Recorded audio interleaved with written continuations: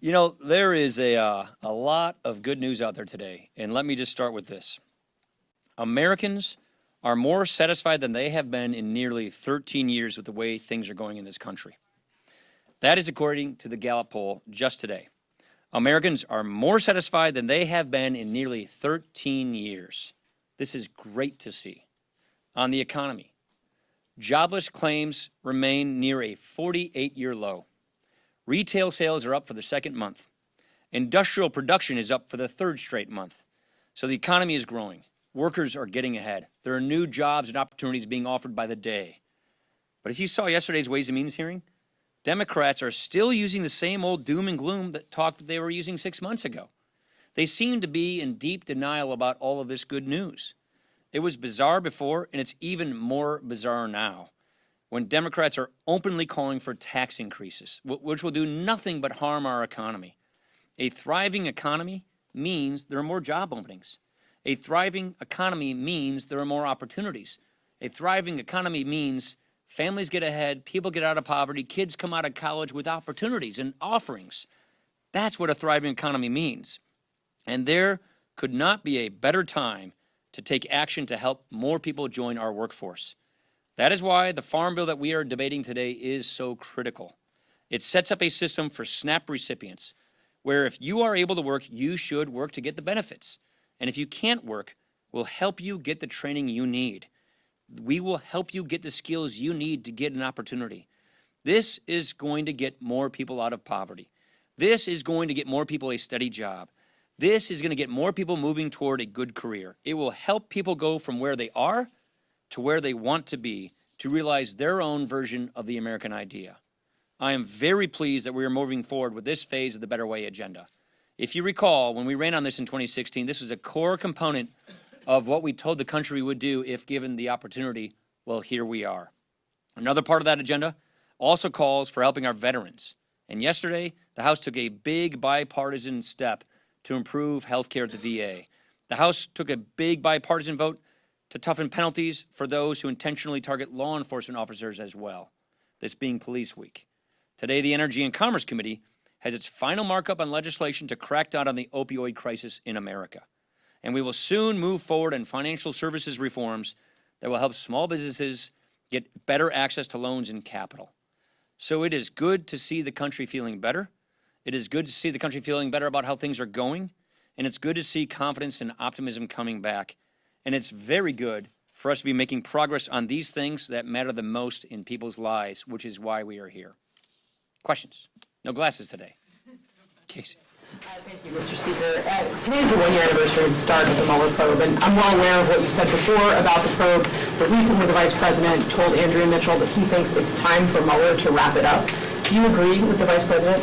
Well, I think he should be free to do his job, but I would like to see it get wrapped up, of course. I mean, we want to see this thing come to its conclusion, but again, I've always said he should be free to finish his job. You don't think it should be accelerated? It's been a year. My guess is he's probably coming to a conclusion. I can't speak for that. You'd have to ask them that. Chad. There's been pressure from conservatives in your conference to address immigration, particularly with that bill, maybe related to the farm bill.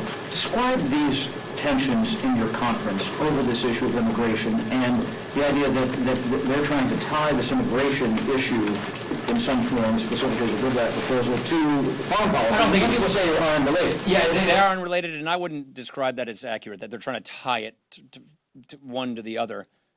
What we've been trying to do is find an immigration bill that has 218 votes. When the court took away our deadline on March the 5th, the Democrats pretty much stopped talking to us on it. So we wanted to see if we can do our own immigration bill. So we've been laboring to get 218. It's clear that we don't have 218 for a specific bill. That is why members are now trying to figure out, well, how can they get their version of what they think should happen to the floor? So we're working in earnest with our members to try and address all of their concerns about immigration reforms. And so those are ongoing conversations. The question is, can we get legislation to the floor that has a chance of making it into law? I think it's futile to bring a discharge through, which would guarantee nothing goes into law. So what we're trying to do is work with our members to address our members' concerns and have a process that could actually get law. And to clarify on the farm bill part of this, Isn't the idea that you said you're trying to get to 218 to pass a farm bill? If they come up with something that says, all right, this will get you to 218 on farm, isn't that a deal you'd be willing to make? Well, look, I'm not going to negotiate in the media. We're having good, productive conversations with our members to advance our agenda on all fronts. You said you're working with the president to come up with some kind of immigration plan that can actually become law. Has his demands at all changed since the last failed Senate debate? What principles now is he saying need to be addressed? He still believes the same things he believed before, and we share those agreements, those principles. The point I keep making is, if we're going to advance immigration legislation, let's advance immigration legislation that could get a presidential signature, not one that would get a presidential veto. That's the point we keep trying to make. Phil. Given the dynamics, Senate President, your party over the last decade, in what world is there a bill, or do you foresee a bill that actually exists that can accomplish the things that get to the White House? Not with 218. So the question is, could we have a bill that has a vast majority of Republicans that some Democrats would support? What's the combination? You know, frankly, when the Senate failed to pass anything, that surprised us a bit. I thought the bill that the president supported, that I thought was reasonable, could have passed. When they killed that bill, that made me less optimistic. We're going through the same process here of seeing what kind of process could support and produce an outcome that could get a presidential signature, and we're still exploring that. Who are you? Luke Wozniak with the Daily Call News Foundation. Obviously, we're still talking about cybersecurity issues, dealing with 2016, Mueller probe, all that. But also here in the House, there was this issue with Imran Awan, the Democratic IT aide. He was banned over a year ago, and we haven't really heard anything about it since. And I've come to learn that the House Inspector General was briefing you guys and the minority leader in the administration committee from July onwards, like throughout the meat of the election, about cybersecurity issues. And I've seen the briefings, they seem pretty scary stuff about unauthorized access. And yet he was left on the network until shortly after the election, which is obviously inconsistent, particularly on Democrats' side with the rhetoric about the importance of this. Can you address why he stayed on the network and why he still hasn't been arrested? That's a question you would ask the people who made those decisions. Obviously, we were not the ones who made those decisions. But this is an ongoing police investigation, so I don't want to get into the details of a police investigation.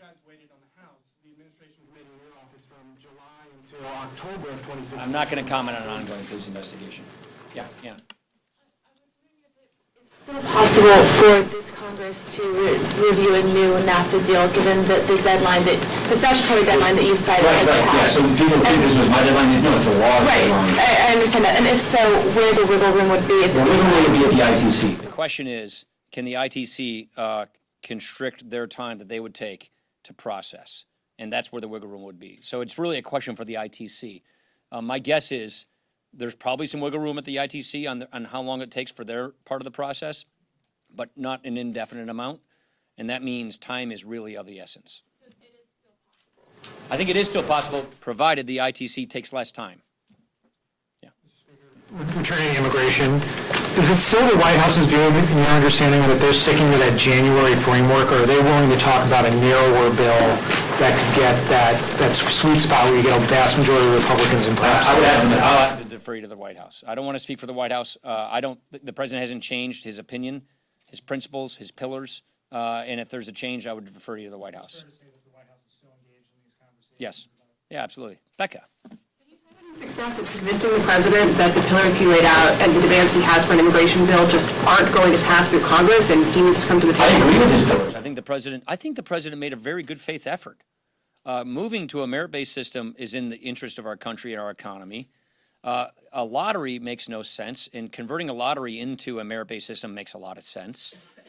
Securing our border really makes a lot of sense, and then having certainty for the DACA students so that they have certainty. All of those things make sense. He was extremely reasonable in putting those pillars out there.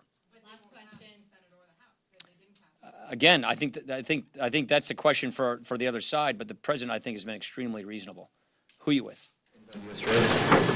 Just on NAFTA, the question of wiggle room at the ITC there would only be maybe a week or 2 weeks, not that much. I think that's about right. Do you have any indication from the administration that a NAFTA deal or the notice that they need to send to kick off the TPA timeline, if that's imminent enough for that wiggle room to work out? I can't speak to that. The question is, with the ITC having, let's just say, for the sake of your question, for the argument, a couple of weeks of wiggle room, that buys the administration and our trading partners 2 more weeks to get a deal. Will they get a deal? I do not know.